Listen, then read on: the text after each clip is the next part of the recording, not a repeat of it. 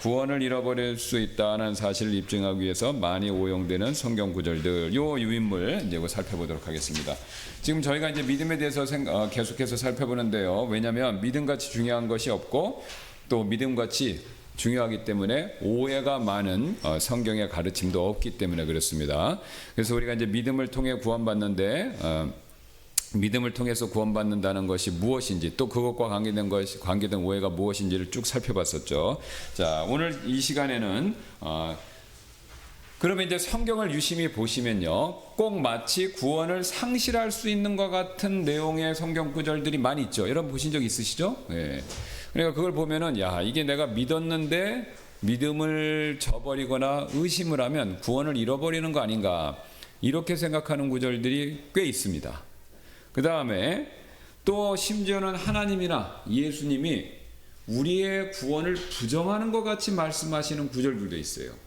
그러니까 이제 이런 구절들만 딱 보시면은 굉장히 혼돈이 되면서 어떻게 보면 또 내가 딱 주로 이제 저기죠. 은혜가 충만하지 않고 또 지은 죄가 있으면 사탄이 또 그런 마음을 덜컥 주죠. 정죄하는 마음을 줘서. 그래서 내가 이거 구원 못 받은 거 아닌가? 내 구원이 이게 사실이 아닌 게 아닌가? 이런 의심을 할 수밖에 없습니다. 저도 해본 적이 있고 여러분들도 해보신 적이 분명히 있을 텐데, 그러면 우리가 이제 이게 지금까지 살펴봤던 것처럼 우리의 믿음의 여부에 구원이 근거하는 게 아니죠.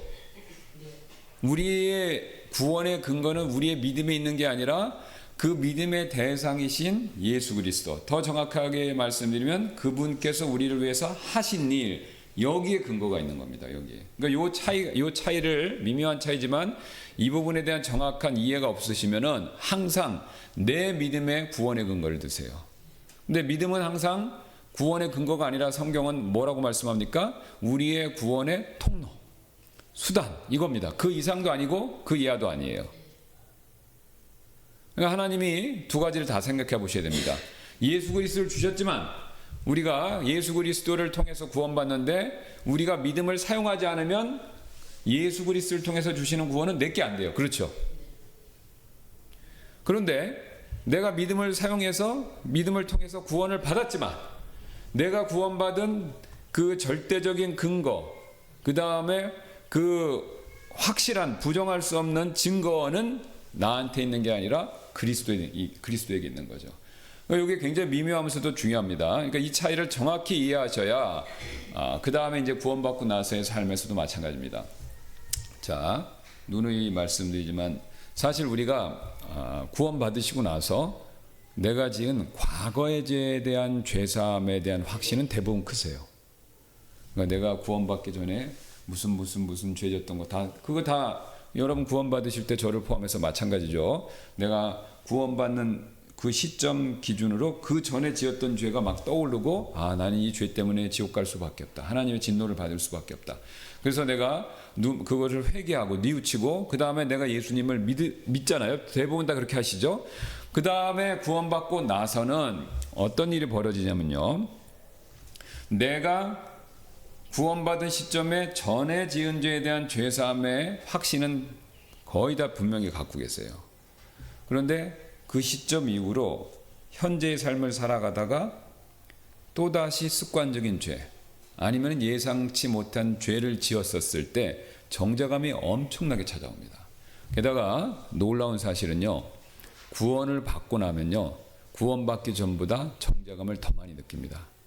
첫째, 옛날에는 구원받기 전을 기준으로 했을 때는 죄라는 것인지 몰랐는데 구원받고 나서 죄라는 걸 더 많이 알아요. 예수님 말씀에 음욕만 품어도 간음이잖아요. 구원받기 전에는 육체적인 관계를 맺어야 간음이라고 생각했는데 구원받고 나서 성경 말씀 보니까 음욕만 품어도 간음이네? 그 다음에 또 살인은 직접 물리적으로 사람을 죽여야만 살인이라고 생각했는데 요한서신서 1서 말씀 보니까 어떻습니까? 미움만 품어도 살인이에요. 그 다음에 옛날에는 불상이나 무슨 이런 그 돈단지 같은 거 이런 거 그런 거 갖다 놓고 비는 것만 우상숭배인 줄 알았는데 구원받고 나서 보시니까 어떻습니까? 탐심만 있어도 우상숭배예요. 그러니까 이게 죄라고 여겼던 것이 사실은 더 확대되고 깊어집니다. 그러니까 구원받고 나면요, 내가 죄인이라는 생각이 더 많이 듭니다. 그다음 두 번째는 양심이 민감해져요. 양심이. 그러니까 구원받기 전에는 마음이 굉장히 단단하지 않습니까? 그런데 이제 구원받고 나면 양심이 깨어나죠. 점점 양심이 살아납니다. 그러니까 양심이 살아나니까 옛날에는 죄라고 생각지 않았던 것이 지금은 더 죄라는 인식이 강해집니다. 그러니까 옛날에는 화내고 신경질 내고 목소리 높이고 그 다음에 싫은 소리 하는 거 당연하게 생각했는데 구원받고 나서는 어떻습니까? 그게 아무래도 마음에 찔리는 거예요. 왜? 성경은 부드러운 말을 하고 될 수 있으면 화평하라고 그러니까 내가 양심이 더 살아날 수밖에 없고 그 결과 이게 내가 생각보다 죄를 많이 짓는구나, 이 인식이 더 강해지는 겁니다. 그 다음에 세 번째는요, 우리 안에 성령님이 계시기 때문에 성령님이 우리가 죄를 지을 때마다 근심하십니다. 그러니까 근심하신다는 건 뭐냐면 마음에 또 찔림을 주세요. 내 양심이 찔림과는 별개로 하나님께서 말씀을 들을 때거나 아니면 성경책을 볼 때거나 아니면 다른 성도 간의 교제를 할 때 내 마음 안에 어떤 찔림을 주시는 거예요. 내가 그거는 미처 생각을 못했는데 그렇게 하면 안 되겠구나, 이런 마음을 또 주시는 거죠. 다른 분들의 어떤 행동이나 이런 모습을 보고. 그래서 구원받고 나서는요, 사실 찔릴 일이 더 많습니다. 그러면 이제 찔릴 일이 더 많은데 우리가 이제 어떤 괴리감이 있냐면요, 구원받고 나서 찔리는 거하고 구원받기 전에 내가 지었더니까 구원받고 나서 현재 짓는 죄, 구원받기 전에 지었던 죄, 이거에 대한 죄사함은 확실한데 현재 짓는 죄에 대한 찔림이 많으니까 이것마저도 하나님께서 용서해 주셨다라는 것이 과거의 죄보다는 상대적으로 약하세요. 그러니까 그 부분에 대해서 성경은 뭐라고 말씀하시냐면 늘 우리 죄를 가지고 주님 앞에 고백을 해야 됩니다. 왜요? 현재 짓는 죄도 이미 다 용서함을 받았기 때문에.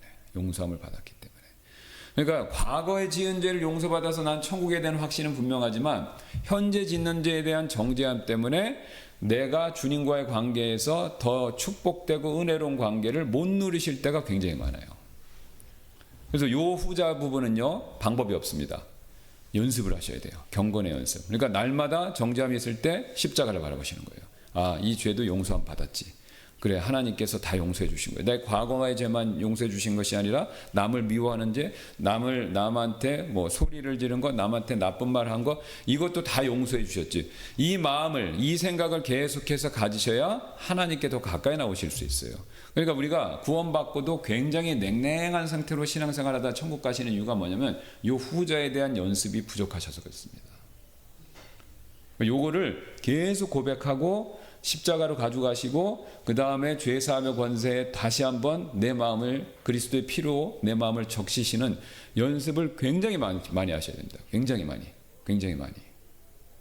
그러면 내 마음이 살아나면서 은혜가 넘치고 주님 함께 더 가까이 가는 그런 역사가 이제 일어나거든요. 자, 그래서 우리가 이제 그런 연습을 부지런히 저희가 하셔야 되고, 우리가 그런 연습을 많이 할 때 내 마음 안에서 자유함이 있습니다. 그러니까 내 마음에서 자유함을 많이 느껴야 또 하나님께서 나한테 하시고자 하는 일들을 또 많이 하실 수가 있죠. 자, 그것과 관계돼서 이제 우리가 그러면은 이게 구원을 잃어버릴 수 있다라는 사실을 암시하는 것 같은 그런 오해를 불러일으키는 구절들이 있는데, 이거는 두 가지로 생각하시면 답이 나옵니다. 제가 결론부터 말씀드리면 첫 번째 뭐냐면요, 이게 그 구원을 상실하는 것 같이 쓴 그 대상이 원래부터는 구원을 못 받은 거죠. 이건 다 이미 잘 알고 계실 거예요. 그 다음에 두 번째는 뭐냐면요, 그 케이스가 아니면 두 번째는 뭐냐면 이건 구원의 상실을 얘기하는 게 아니라 보상의 상실을 얘기합니다. 보상의 상실을. 그러니까 이 두 가지를 기준으로 가지고 보시면, 문맥에 따라 이걸 보시면 거의 충분히 이해가 되십니다. 자, 그러면 마태복음 7장 22절부터 23절부터 보겠습니다. 여기 지금 예수님께서 하신 말씀이죠. 그날에 많은 사람들이 내게 이르기를 주여 주여 우리가 주의 이름으로 대언하지 아니하였나이까, 주의 이름으로 마귀를 내쫓지 아니하였나이까, 주의 이름으로 많은 놀라운 일을 행하지 아니하였나이까 하리니, 그때 내가 그들에게 밝히 말하되 내가 너희를 결코 알지 못하였노라. 불법을 행하는 자들아 너희는 내게서 떠나라 하리라. 이거 이미 이렇게 잘 아시는 말씀이죠. 이 사람들이 이제 주님한테 인정받기를 원했던 건 뭡니까? 그들의 행위죠. 여기 보세요. 주의 이름으로 대언했다, 마귀를 내쫓았다, 그다음 많은 놀라운 일을 행했다 이거죠. 그러니까 여기서 이 사람들의 특징은 믿음에 대한 고백은 없습니다. 자신들이 행했던 일에 대한 것에 대한 인정받고 싶어하는 그 내용만 나오죠. 그런데 이 사람들에 대한 평가가 예수님은 어떻습니까? 알지 못한다. 성경에서 알지 못한다라는 것은요, 하나님과의 관계가 그러니까 아무 관계가 없다 이걸 얘기하는 거죠. 그래서 너희가 너를 알지 못한다라고 했을 때 우리가 그 사람들이 구원받지 못했다라는 것을 문맥을 통해서 알 수 있습니다. 왜냐하면 불법을 행하는 자들이라고 말씀하고 있죠. 그들에 대해서 어떤 의로움, 하나님이 주시는 칭의 이런 내용들이 없고 또 내게서 떠나라 이렇게 명령하시기 때문에 그렇습니다. 자, 그래서 여기서 말하는 이 지금 대언도 하고 마귀도 내쫓고 놀라운 일들을 행한 사람들은 당연히 이제 구원받지 못한 사람이다 이렇게 볼 수밖에 없죠. 그 근거가 요한복음 10장 14절에 예수님께서 나는 선한 목자라 내 양들을 알고 내 양들도 나를 안다. 그렇죠? 예수님이 안다라는 표현을 쓰셔서 자신의 양이 누군지를 확실하게 말씀해 주고 계시는 거죠.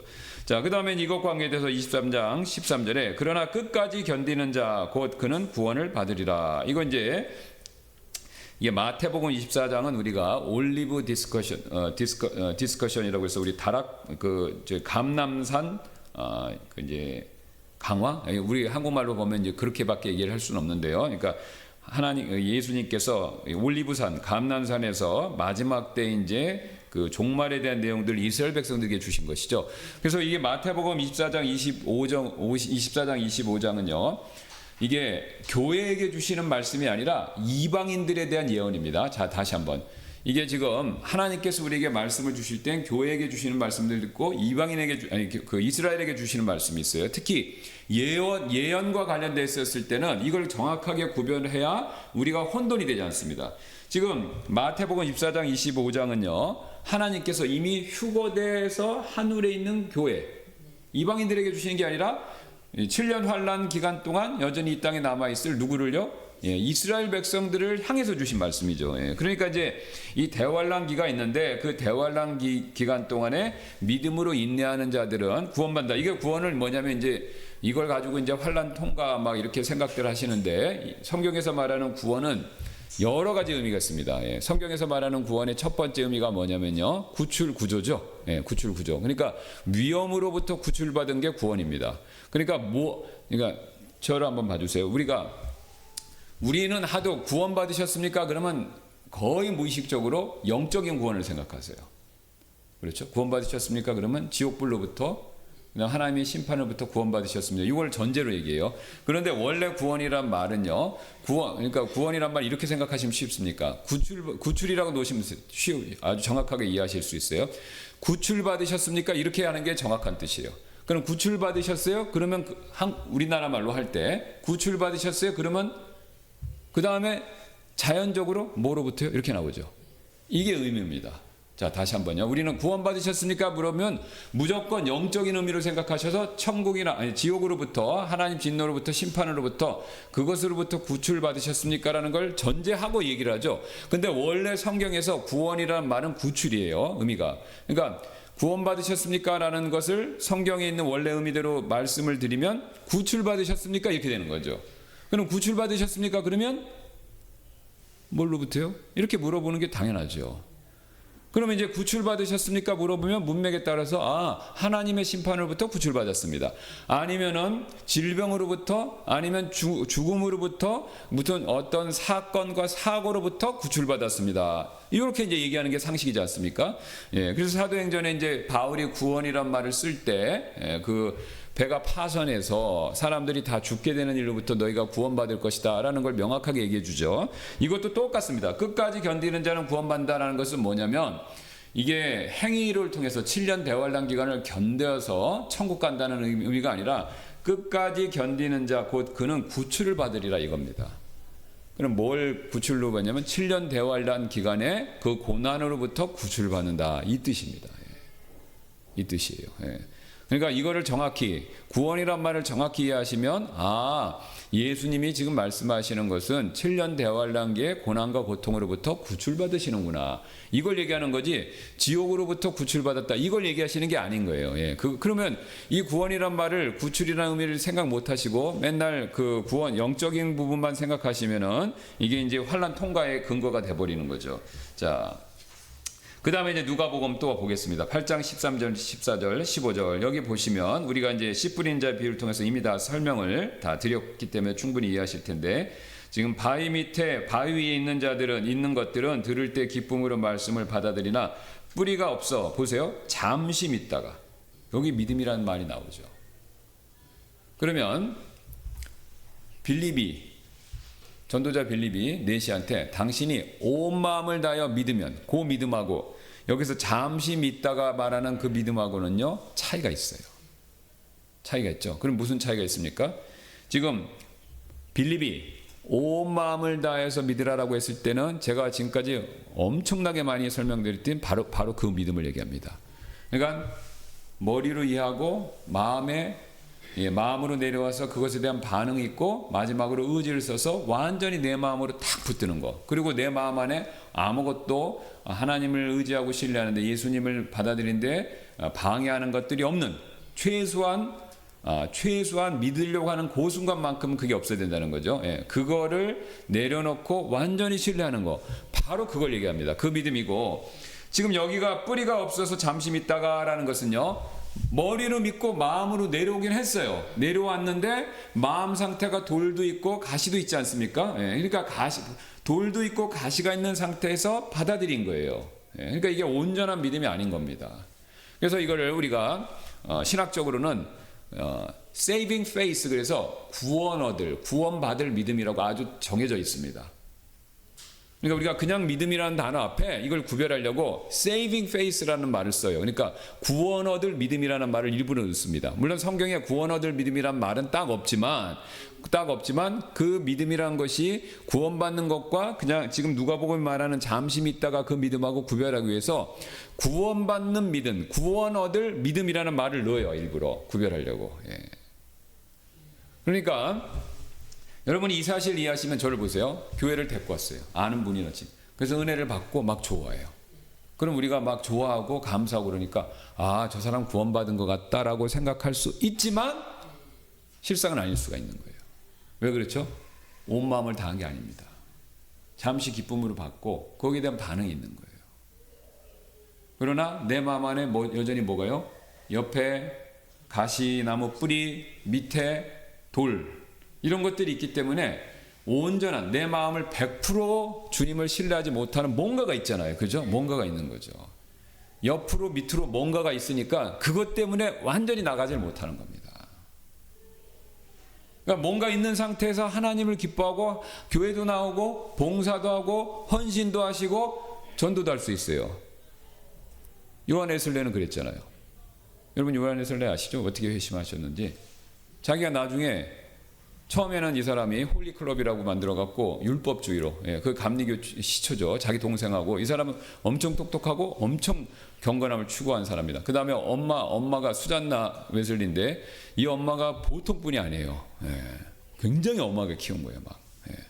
그래서 그렇게 커서 형제들이 옥스퍼드 갔죠. 옥스퍼드 가갖고 그 다음에 우리가 열심히 경건하게 살아야 된다. 그래서 홀리클럽이란 걸 만들어갖고 실천할 사항들을 딱 정하고 그거 엄청나게 열심히 하고 그 다음에 자기는 하나님께 헌신한다고 해서 그 당시 미국이 식민지였기 때문에 거기 인디안들이 있으니까 복음 전하러 한다고 그래갖고 자기가 호련단신으로 배를 타고 대서양을 건너서 미국으로 왔어요. 이 사람이.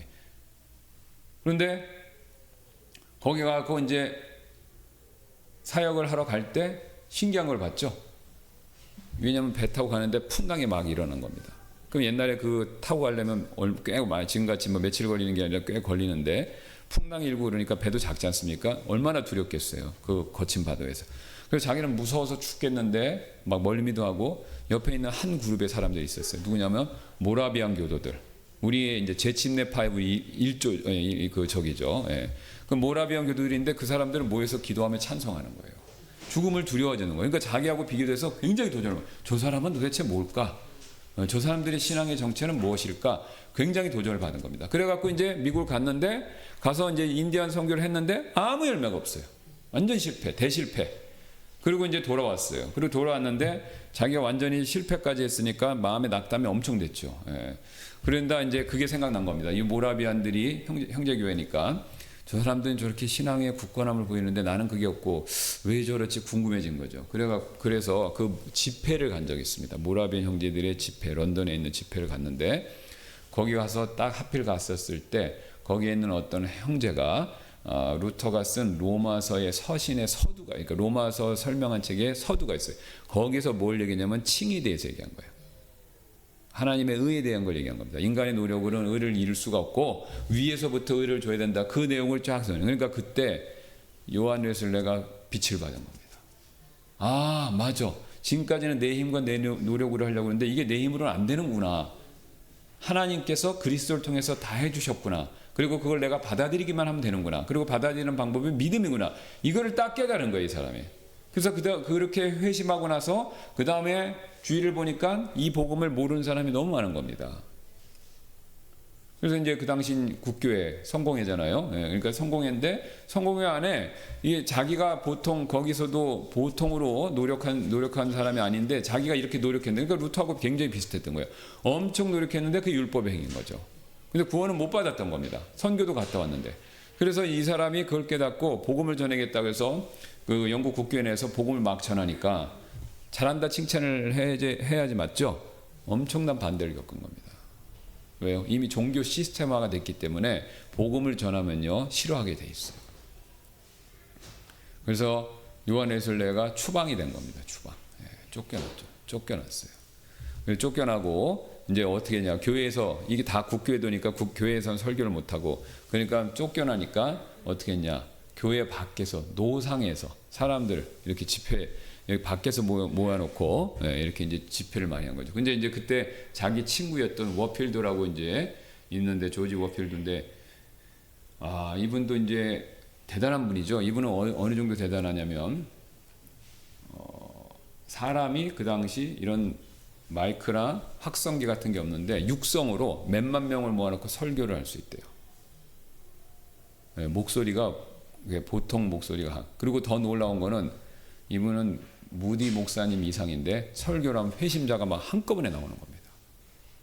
그러니까 그거를 막 사람들이 들어왔다가 그 다음에 이 사람을 반대해서 천주교도나 성공회들은 워필드가 너무나도 위필드가 너무나도 강력하게 설교를 하니까 이 사람을 죽여야겠다 생각하고 죽이려고 암살 시도를 여러 번 했는데 다 실패했습니다. 총을 쏘는데 총이 여기서 폭발해 버리는 거예요. 그러니까 이제 구사일생으로 하나님이 구출해 주셔갖고 그래서 이 사람들을 중심으로 이제 그 제독경 교회 밖에서 신앙생활을 하면서 그게 이제 감리교가 된 겁니다. 이제 주로 이제 이런 야외에서 설교를 또 많이 하게 되고 교회에서 설교할 수 있는 권한을 뺏겼기 때문에 자 이처럼 우리가 이제 하나님께서 이 믿음에 대한 중요성을 굉장히 강조하시는데 이 믿음에 대한 오해가 있으면요 내가 구원받았는지 안 받았는지가 굉장히 헷갈리는 겁니다. 굉장히 헷갈리는 거죠. 그러니까 요한 웨슬레조차도 자기가 믿는다고 생각했지만 그 안에 옆에 가시나무 밑에 돌이 있었던 거예요. 그게 자기의라는 거죠. 자기 우상이라는 거죠. 그러니까 이런 게 없어야 그 순간 없어지는 물론 영원히 없어지지는 않습니다. 구원받을 그 천국 갈 때까지는요. 그러나 그 순간만큼은 그걸 없애야 되죠. 그거는 여러분 이거랑 잡초 뽑는 거랑 똑같습니다. 잔디에서 아니면 농사나 이런 거 하실 때 해보셨죠? 이 봄 되면은 이제 다 기경을 하잖아요. 근데 그 땅을 그러니까 그 잡초를 다 베놓으시고 가만두면 어떻습니까? 시간이 지나면 또 나와요. 이게 이상하게. 그렇죠? 그러면은 내가 뭔가를 심어야겠다. 화초나 곡식을 심어야겠다. 그러면 제일 먼저 뭘 하셔야 됩니까? 잡초를 다 뽑아야 돼요. 그리고 그 다음에 심죠. 근데 뽑았다고 완전히 없어지는 건 아니지만 뽑지 않고는 심을 수가 없어요. 그러니까 처음에 한번 뽑는 건 무조건 하셔야 돼요. 그게 바로 회개입니다. 그런데 뽑아놨다고 그다음에 곡식이 자란다고 저절로 되는 건 아니죠. 옆에 또 잡초가 또 자랍니다. 그러니까 잡초가 자라는 것을 근본적으로 막을 수는 없지만 최소한 씨앗을 뿌릴 때 내가 원하는 곡식이나 화초를 심어서 열매를 얻으려면요, 최소한 한 번은 밭갈이를 하셔야 됩니다. 잡초를 없애는 일을 해야 돼요. 그러니까 이제 그게 성경에서 말하는 회개가 되는 거죠. 그러니까 구원에 이르기 위해서는 최초로 회개하는 마음이 있었고, 그 회개가 있은 다음에 내가 마음이 순수해졌을 때 의지하면 바로 그때 하나님께서 우리를 거듭나게 해주시는 거죠. 자, 그래서 여기 잠시 믿다가라고 생각하셔서 그 믿음이 구원을 받는, 구원 얻는, 구원을 가져다 주는 믿음이라고 생각하실 수가 있는데 그렇지 않습니다. 이거는 이제 진정한 믿음, 세이빙 페이스라고 보기가 어렵다라는 거죠. 그래서 우리가 또 밑에서 살펴봤듯이 이제 아그리빠 왕의 경우도 이제 그런 케이스가 있죠. 자, 그 다음에 이제 디모데전서 4장 1절부터 12절 보겠습니다. 뒷장으로 넘기셔서 한번 보시면요. 이제 성령께서 분명히 말씀하시기를 마지막 때에 어떤 사람들이 믿음에서 떠나 유혹하는 영들과 마귀들의 교리들의 주의를 기울이리라 하시는데, 이들은 위선으로 거짓말하며 자기 양심을 뜨거운 인두로 지진 자들이라. 항상, 그 다음에 고린도후서 3장 7절 8절, 항상 배우나 결코 진리를 아는데 이르지 못하느니라. 그런데 얀네와 얀브레가 모세를 대적한 것 같이 이들도 진리를 거역하나니 이들은 마음이 부패한 자들이요 믿음에 관하여는 버림받은 자들이니라. 이렇게 얘기하죠. 여기서 믿음에서 떠났다, 믿음에 관해서 버림받았다라고 하니까 마치 진정한 구원받는 믿음을 갖고 있는데 사람들이 떠나고 그 다음에 하나님이 버리신 것처럼 생각할 수 있지만, 그 진정한 구원을 가져다 주는 믿음이 아니라 앞에서 그 누가복음 예에서 살펴봤던 잠시 기쁨으로 받는 믿음이 있죠. 잠시 믿는 그 믿음을 얘기하는 겁니다. 그 믿음을 얘기하는 거죠. 그러니까 이 사람들은 구원의 복음에 대해서 약간 반응은 있었지만 완전하게 믿고 확실하게 걷는 사람들이 아니다라는 거죠. 그게 아니다라는 거죠. 그러니까 이제 바위 위에 있는 것들이 들을 때 기쁨으로 말씀을 받아들이나 뿌리가 없어 잠시 믿다가 시험의 때에 떨어져 나가는 자들이다. 바로 이 케이스입니다. 누가복음에 나오는 잠시 믿다가 떨어져 나가는 자들이죠. 그 다음에 디모데전서 6장 10절도 마찬가지죠. 돈을 사랑하며 모든 악의 뿌리이니 어떤 자들이 돈을 탐내다가 믿음에서 떠나 잘못하고 많은 고통으로 자기를 찔러 꿰뚫었도다. 여기 보세요. 지금 디모데전서 4장 1절하고 2절하고 디모데전서 6장 10절은 똑같습니다. 믿음에서 떠난다고 얘기하죠. 믿음에 떠나. 근데 차이점이 있어요. 지금 디모데전서 4장 1절 2절에 나오는 그 믿음에서 떠난 사람들은요, 그 사람들은 지금 잠시 믿다가 그 믿음에서 떠난 사람들, 원래 구원받지 못한 사람이고요. 그 다음에 디모데전서 6장 10절에 나오는 사람들은요, 원래 믿음을 갖고 있는 구원받은 사람들인데 이 사람들이 믿음에서 약화된 상태를 얘기하는 거죠. 그게 이제 어떻게 알 수 있냐면 문맥을 따라서 쭉 보면요, 디모데한테 얘기하는 것을 보고, 그래서 이제 여기서 구원받은 사람들이 돈을 탐내다가 믿음에서 떠났다 이거죠. 이건 이 뜻이죠. 저를 보세요. 자, 우리가 이제 마음이 깨끗한 상태로 순간만큼 잡초 제거한 거죠. 그러니까 밭을 경작한 거죠. 그래서 그 순간 최소한 한 번은 돌덩이나 가시나무 뿌리를 다 뽑았습니다. 그래서 예수님 딱 믿었어요. 자, 그래서 이제 구원받고 그리스도인이 됐는데, 자, 항상 사탄은 가라지, 잡초를 심죠. 마음에. 우리 죄성도 있고 사탄도 밖에서 심고요. 그러니까 내 안에 온전한 믿음이 있지만 밖에서 들어오고 내 안에 죄가 있으니까 어떻습니까? 다시 가시나무 뿌리가 생기는 거예요. 근데 가시나무 뿌리가 생기는데 요 가시나무 뿌리가 잘 생기게 하는 것 중에 하나가 바로 뭐냐면 돈인 거죠. 돈에 대한 사랑. 그러니까 돈에 대한 사랑을 가지면요, 가시나무 뿌리가 무럭무럭 자라는 겁니다. 가시나무 뿌리가 무럭무럭 자라면요, 나도 모르게 믿음에서 약화되는 거죠. 믿음에서 약화. 그러니까 구원을 상실한다는 게 아니라 믿음이 약화된다, 이렇게 생각하시면 됩니다. 자, 그 다음에 디모데전서 5장 8절도 마찬가지입니다. 그러나 누가 자기 친족, 특히 자기 집 사람을 부양하지 아니하면 그는 믿음을 부인한 자요. 보세요, 불신자보다 나쁜 자니라. 여기서 이 내용은 뭐냐면요, 구원받은 사람들이 자기 부모를 공경해야 되는데, 지난 시간에 우리 배우셨잖아요. 부모를 공경해야 되는데 어떻습니까? 부모를 공경하지 않고 그 다음에 방치하면은 그거는 불신자보다 못하다라고 말씀하시는 거잖아요. 그러니까 그 불신자보다 못하다라는 내용을 얘기하는데 그걸 뭐라고 말씀하시냐면 믿음을 부인한 자다, 이렇게 얘기하죠. 그러면 이게 구원 상실되고 예수님을 믿는 믿음을 부인했다, 이 뜻이 아닙니다. 이 뜻이 아니라 하나님의 명령, 부모를 공경하고 물질로 봉양해야 된다라는 그 명령에 대한 믿음을 부인하는 자지, 구원 상실. 그러면 이게 만약에 믿음을 부인한 자가 구원 상실, 이게 구원의 믿음이라고 생각하시면요. 부모님 공양 안 하면 구원 얻는 믿음을 부인하고 그러면 구원 상실이 되는 건데 그건 말이 안 되죠. 그건 말이 안 되는 거죠. 그러니까 믿음이란 것은 대상이 있기 때문에 여기서는 그 믿음을 얘기하는 것이 아닙니다. 예. 그 다음에 그 고린도 베드로후서 2장 1절 보겠습니다. 그러니까 여기 보세요. 그러나 백성 가운데 거짓 대언자들이 있었던 것 같이 너희 가운데서도 거짓 교사들이 있으리니 그들은 정죄받을 이단 교리들을 몰래 들여와 심지어 자기들을 사신 주를 부인하기까지 하고 자기를 위해 신속한 파멸을 가져오리라. 여기서 이제 지금 자기들을 사신 주를 부인한다라고 했죠. 이 부인한 사람들이 누구냐면 거짓 대언자입니다.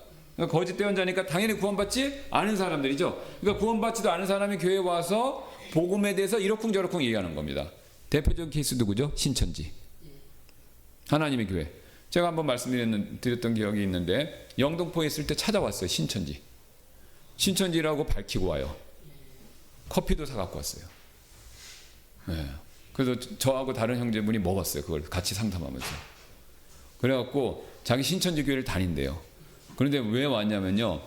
자기 남자친구라고 그랬나? 하여튼 남자친구 때문에 다닌다는 거예요. 신천지를 남자친구 때문에 다니는데 근데 큰 집회가 있는데 자기만 혼자 가면은 무서우니까 목사님이 가서 보호해 주는 겸 가서 가주시면 좋겠다. 이렇게 부탁하려고 커피랑 뭐 빵 이런 것까지 사갖고 왔어요. 일종의 미인계더라고 보니까.